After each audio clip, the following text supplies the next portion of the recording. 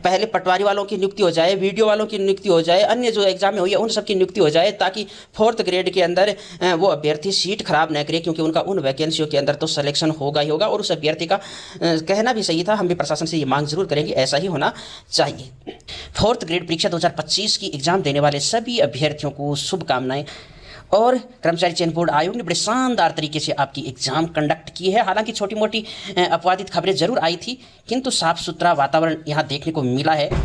4th grade परीक्षा 2025 की cut off अनुमानित क्या रहेगी, ये हमने चर्चा की है कॉलेज असिस्टेंट प्रोफेसर से, और उन्हीं के अनुभव के द्वारा और हमारे अनुभव के द्वारा तैयार की हुई कट ऑफ है। आप कहोगे सर हम इस कट ऑफ पर क्यों विश्वास करें, क्या ये कट ऑफ सही जा सकती है? देखिएगा ये अनुमानित है और लगभग यूँ मान लीजिएगा 95% ये कट ऑफ सही जाती भी है यहाँ पर। तो चैनल पर अगर आप पहली बार विजिट कर रहे हो, चैनल को सब्सक्राइब कर लीजिएगा, पास में बेल आइकन को प्रेस कर लीजिएगा और वीडियो को अधिक से अधिक लाइक और शेयर जरूर कीजिएगा। और टेलीग्राम चैनल का लिंक दिया है, वह आप भी ज्वाइन कर सकते हो प्रथम कमेंट को ओपन करके। और अन्य अभ्यर्थी जो 6 पारियों के अंदर एग्जाम दे करके आए हैं, वो सब का सब अपने पेपर के बाद सर्वे में बताएंगे, ताकि हम आगामी भविष्य में और भी विश्वसनीय जानकारी आपको दे सके। कुल पद आपके देखिएगा 53,749 होते हैं और अभ्यर्थियों की संख्या 20 लाख, जबकि फॉर्म अधिक भरे गए थे 24 लाख के आसपास, और औसतन 85% उपस्थिति रहती है।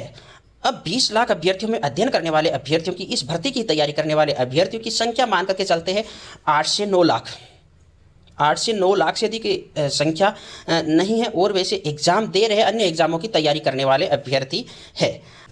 अब जी साथियों, यहाँ पर हम संपूर्ण कट ऑफ जानेंगे। थोड़ा सा वीडियो लंबा जरूर होगा, धैर्य के साथ आप बने रहिएगा, संपूर्ण वीडियो को देखिएगा लास्ट तक, यानी हर एक कैटेगरी को हमने यहाँ पर लिया है।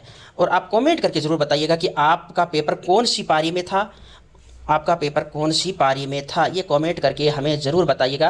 क्योंकि आपको किसी ने ये नहीं बताया है कि आपके नॉर्मलाइजेशन होगा, किंतु नॉर्मलाइजेशन होगा कैसे। हाँ, EQ परसेंटाइल नॉर्मलाइजेशन होगा। जी हाँ साथियों, नॉर्मलाइजेशन आपका होगा, सो EQ परसेंटाइल नॉर्मलाइजेशन होगा। नॉर्मलाइजेशन की चर्चा, और अब ये EQ परसेंटाइल नॉर्मलाइजेशन क्या होता है पहले हम यही समझेंगे। जी हाँ, अब आगे देखिएगा, यहाँ पर विधवा महिलाओं की भी कट ऑफ बताई जाएगी, प्रेतकता महिलाओं की भी, दिव्यांग साथियों की भी, भूतपूर्व सैनिकों की भी, खिलाड़ियों की, TSP क्षेत्र की भी, तीनों कैटेगरीज की कैटेगरी यहाँ पर कट ऑफ बताने का प्रयास किया जाएगा। महिला और पुरुष की अलग अलग से बताने का प्रयास यहाँ करेंगे। ठीक है, 6 पारियों में आपका पेपर हो चुकी है अभी तक। वैसे बड़े बड़े अनुमान जरूर आ चुके हैं, किंतु अभी तक कर्मचारी चयन बोर्ड आयोग के निर्देशों का सभी पालन करते नजर आ रहे हैं। यहाँ तक कि कुछ ऐसा भी हुआ था, प्राइवेट स्कूल और प्राइवेट कॉलेजों को सेंटर दे दिया गया, वहाँ पर पहले वही विक्षक के रूप में भूमिका निभाने वाला स्टाफ अन्य पारियों में स्वयं पेपर देता है, अर्थात अभ्यर्थी ही बने विक्षक है। ऐसे मामले भी सामने आए। अगर ऐसा मामला अधिक है तो थोड़ी सी सोचने वाली बात है, और चयन बोर्ड को इसके बारे में सोचना भी चाहिए। अब नॉर्मलाइजेशन EQ परसेंटाइल क्या होगा? देखिए साथियों, 6 पारी है आपकी, 53,700 कुछ आपकी पोस्टें हैं। अब उन पोस्टों को आप 6 पारियों में बांटिएगा, कितनी पोस्टें हो जाती है? 8,958। मतलब आपने जिस पारी में पेपर दिया है उस पारी से 8,900 अभ्यर्थियों का तो चयन करना ही पड़ेगा। ऐसा नहीं है जैसा पशु परीक्षक भर्ती में कि तीसरी पारी वाले अधिकतर अभ्यर्थियों का चयन हुआ, कुछ पारियों से चयन ही नहीं हुआ। यहाँ सभी पारियों से समान अभ्यर्थियों का चयन होगा। मतलब अब अगर किसी का 5वीं पारी के अंदर एग्जाम है, तो 5वीं पारी वाले अभ्यर्थी अगर 3 लाख है या 4 लाख है, उनके लिए पोस्टें हो गई 8,958। तो सभी पारियों से लगभग इतने अभ्यर्थियों का चयन किया जाएगा। और यहाँ पर नॉर्मलाइजेशन होगा। आंशिक नंबर है, किसी पारी के आंशिक नंबर कटेंगे, यानी कह सकते हैं +5 किसी के बढ़ सकते हैं और किसी के +5 कम हो सकते हैं। हालांकि इससे भी कम रहने की उम्मीद है, 2-3 नंबरों का ही अधिक फर्क नहीं पड़ेगा। कमेंट करके बताइएगा आपके कुल कितने क्वेश्चन सही हो रहे हैं। ठीक है, जनरल अब क्वेश्चन है आपके 120। ये क्वेश्चन कई पार्टों में बंटे हुए हैं।